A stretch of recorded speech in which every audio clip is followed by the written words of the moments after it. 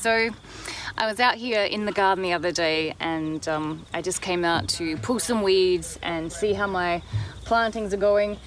Now I started working on this garden bed around Christmas time, but I've only really just gotten to the point where I can put seeds in, and I keep coming out eagerly expecting to see the seeds shooting and knowing that this grass is thriving, so I have to keep pulling it out.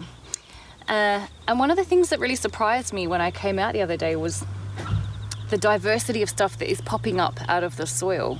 You see, I've planted seeds in here and in the bed that I've prepared, but in the meantime, there's all these other little shoots that are coming up, mainly brassicas. There might be some cauliflower and broccoli and kale and stuff. But the bottom line is it's seeds that I didn't put there.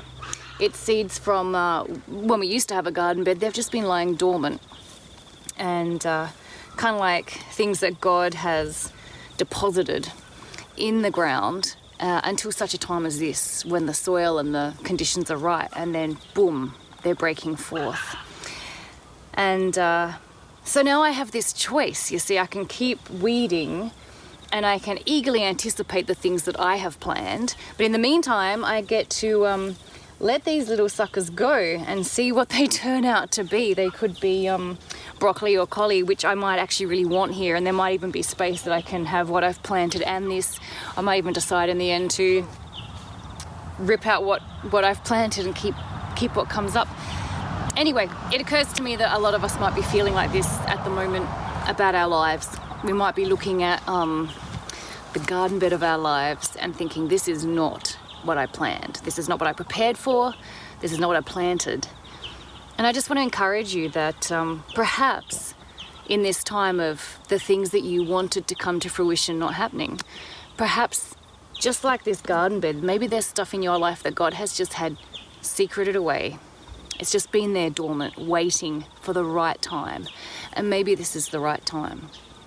And all you really need to do in this season is just keep pulling out the weeds and see what good things come up, and be delighted at what it is that God might be doing in your life at this time that isn't as you planned. And I wanted to share with you from Hebrews chapter 13, verse 20 and 21. It says, "May the God of peace equip you with everything good for doing his will, and may he work in us what is pleasing to him through Jesus Christ, to whom be glory forever and ever."